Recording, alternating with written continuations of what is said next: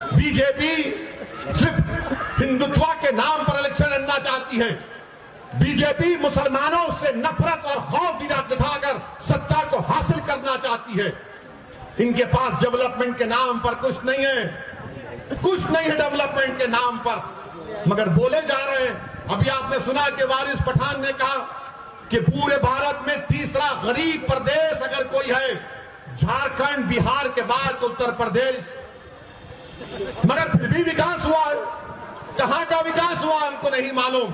हां, विकास किसका हुआ हम जानते हैं। जो नफरत फैलाते हैं उनका विकास हुआ है। जिन्होंने भारत के मुसलमानों का नरसंहार करने की बात की उनका विकास हुआ है।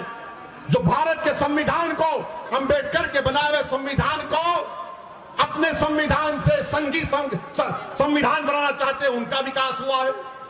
हरिद्वार में धर्म संसद, हरिद्वार में धर्म संसद, रायपुर छत्तीसगढ़ में कांग्रेस की सरकार, वहां धर्म संसद। क्या बोला जाता है इन दोनों धर्म संसद में? तुमने पढ़ा कभी? उस धर्म संसद में कहा गया हरिद्वार के कि भारत के मुसलमानों का हाल रोहिंग्या मुसलमानों की तरह कर देना चाहिए। हरिद्वार के धर्म संसद में कहा गया कि भारत की मिलिट्री को इस्तेमाल करके मुसलमानों को मारना चाहिए। उस हरिद्वार के संसद में कहा गया कि एक एलटीटी का प्रभाकरण की तरह कोई पैदा हो जाए जो 20 लाख मुसलमानों को मार दे। रायपुर में कहा गया छत्तीसगढ़ में कि इंसानियत को बचाना है तो मुसलमानों को खत्म कर दो भारत से। कोई गिरफ्तारी हुई अभी तक? हरिद्वार में गिरफ्तारी हुई, रायपुर में हुई एक की, मगर किस उन्मान पे गिरफ्तारी हुई रायपुर में कि उन्होंने गांधी को नाम शनाब कहा। अरे तुमको अगर गांधी से मोहब्बत है तो सुनो जालिमों, जो धर्म संसद के नाम पर भारत में नफरत फैला रहे हो। गांधी को क्यों मारा गया था? गोडसे ने गांधी को क्यों मारा?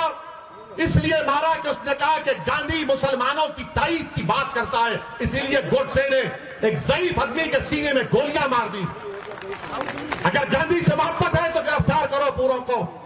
ये कांग्रेस जो आज ये ड्रामा करती है रनिंग कंपटीशन का, तुम्हारी रियासत में जहां पर तुम्हारी सरकार है, तुम्हारी हुकूमत ने सरकारी फंक्शन में तुम्हारी हुकूमत पैसे देती है, उसमें कहा जाता है कि इंसानियत को बचाना है तो मुसलमानों को मार दो।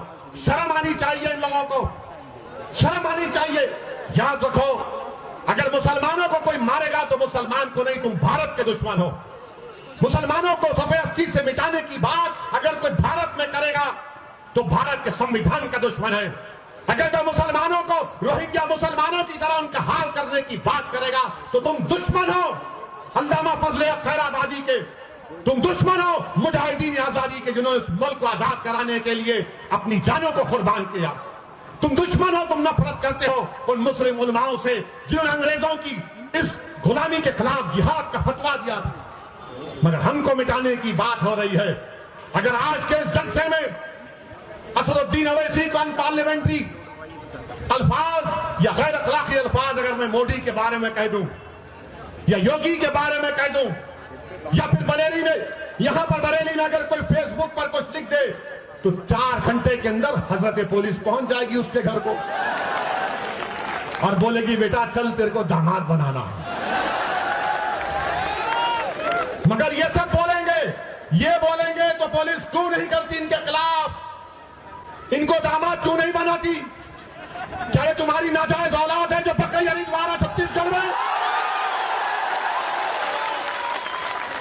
हम कानपुर की तकरीर में एक 80 साल के मुसलमान को एक दलित पुलिस के ऑफिसर ने खामोशी से लाकर कागज पर लिख कर दिया कि बोलो इस पर अवैसी तुम। एक 80 साल के मुसलमान को जिसकी दाढ़ी है उसको एक मुकामी थानेदार ने उसकी दाढ़ी को खींचा, उस पर पेशाब करवाया। तो हमने कहा कि कब तक रहेंगे इख्तियार की कुर्सियों पर बैठने वाले, चाहे ओवैसी हो, चाहे मोदी हो या योगी हो। तो सबको दर्द हो गया। इसने हिंदू धर्म के खिलाफ कहा, अरे जालिमों, मैं किसी धर्म के खिलाफ ना था, ना कभी हूं, ना कभी रहूंगा इंशाअल्लाह ताला। भारत का संविधान मेरे लिए अजीज है और भारत के संविधान में तो उसको भी इजाजत है जो किसी खुदा, भगवान, अल्लाह, जीसस को नहीं मानता। मगर इनका क्या है, नहीं, हर चीज को इधर जोड़ देते। याद रखो, ये सच्चाई है मेरे अजीज दोस्तों और बुजुर्गों। बीजेपी इस मुल्क में खुलकर हिंदुत्व की पॉलिटिक्स कर रही है, इससे कोई इनकार नहीं किया जा सकता।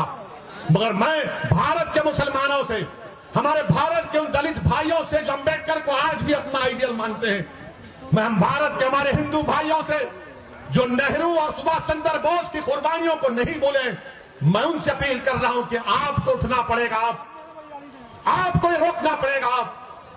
अगर आप समझते हैं कि आपको मदद की जरूरत है तो असदुद्दीन ओवैसी आपके साथ कंधे से कंधा मिलाकर खड़े रहने को तैयार है। मुल्क को बचाना है, मगर मुल्क को बचाने का मतलब ये नहीं है जिंदाबाद आप जिंदा ही रहेंगे इंशाअल्लाह ताला। मगर मुल्क को बचाने की बात होती है, ये समाजवादी, कांग्रेस, बीएसपी बोलेंगे देखो देश को बचाना है ना, तो फिर तुम खामोश हो जाओ। हैं?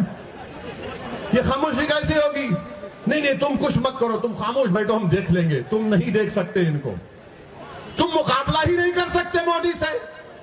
मोदी मंदिर कर रहे हैं तो अखिलेश बोले मैं भी परशुराम का मंदिर बनाऊंगा, बोलते हैं ना।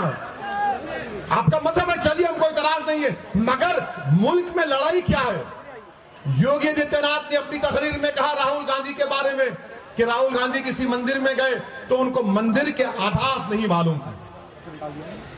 तो बाबा ने कहा कि ऐसा बैठे कि मंदिर के किसी पुजारी ने कहा अरे ये मंदिर है, मस्जिद नहीं।